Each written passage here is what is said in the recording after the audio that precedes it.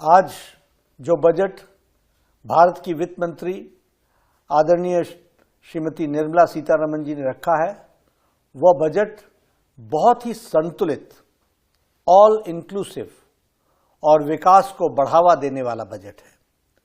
यह बजट विकसित भारत के संकल्प को गति देने वाला बजट है। इस बजट में गरीब और किसान का कल्याण है, वंचितों का सम्मान है और नारी शक्ति और मध्यम वर्ग का उत्थान समाहित है।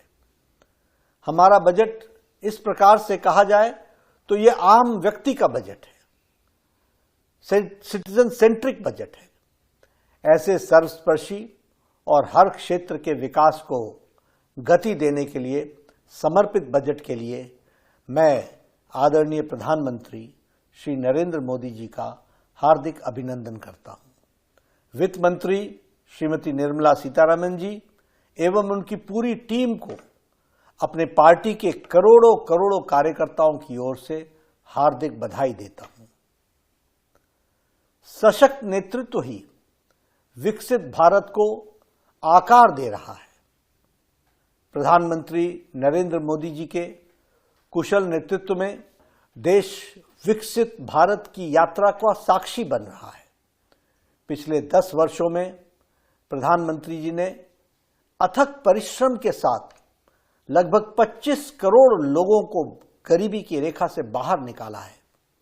साथ ही देश के मध्यम वर्ग के परिवारों को बहुत बड़ी राहत प्रदान करते हुए टैक्स में के दायरे में छूट 12 लाख रुपए तक का बढ़ा दिया है। इस बजट में युवाओं के कौशल, कृषि में निवेश और ग्रामीण क्षेत्रों में रोजगार के विकल्प सृजित करने पर खासा ध्यान दिया गया है। इस बजट में अध्यात्मवाद और आधुनिकता का अद्भुत संगम देखने को मिलता है। रामायण सर्किट और बुद्ध सर्किट के निर्माण की घोषणा के साथ साथ राज्यों के इंफ्रास्ट्रक्चर विकास के लिए 1.5 लाख करोड़ रुपए का प्रावधान किया गया है। न्यूक्लियर एनर्जी मिशन के लिए 20,000 करोड़ रुपए की शुरुआत में भारत ऊर्जा क्षेत्र में आत्मनिर्भर बनने की दिशा में एक बड़ा कदम है। पर्यटन को बढ़ावा देने के लिए 50 प्रमुख स्थलों का राज्यों की भागीदारी से विकास किया जाएगा, जिससे न केवल सांस्कृतिक धरोहर को संरक्षित किया जाएगा बल्कि स्थानीय रोजगार के अवसर भी बढ़ेंगे। आईआईटी की क्षमता का विस्तार तकनीकी शिक्षा और नवाचार को सशक्त बनाएगा। स्वास्थ्य कल्याण की दृष्टि से बजट में लगभग 1 लाख करोड़ रुपए का प्रावधान दिया गया है, जो 2014-15 के मुकाबले 191% अधिक है।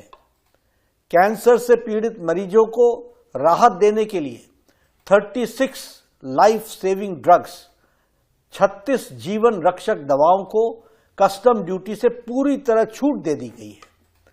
अगले वर्ष तक हमारे मेडिकल कॉलेजेस में 10,000 एक्स्ट्रा सीट जोड़ी जाएंगी।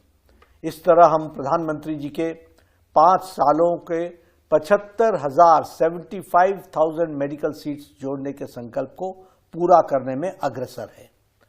बिहार के किसानों के लिए मखाना बोर्ड की स्थापना और देश में दालों के उत्पादन को बढ़ाने पर विशेष ध्यान दिया गया है, जिससे कृषि क्षेत्र में नई मजबूती मिलेगी।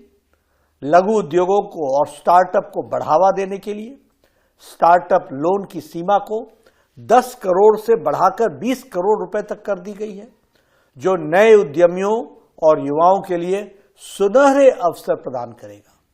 इस बजट में विकास भी और विरासत भी संरक्षित हुई है। बजट का फोकस आत्मनिर्भर भारत के संकल्प को साकार कर रहा है। भारत को वैश्विक आर्थिक स्थिति और आर्थिक शक्ति के रूप में स्थापित कर रहा है। This is the golden era of development and of reforms.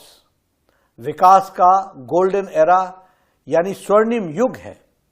मैं पुनः ऐसे कल्याणकारी बजट के लिए, सिटीजन सेंट्रिक बजट के लिए आदरणीय प्रधानमंत्री श्री नरेंद्र मोदी जी को और वित्त मंत्री श्रीमती निर्मला सीतारमण जी को एवं उनकी पूरी टीम को कोटि कोटि साधुवाद।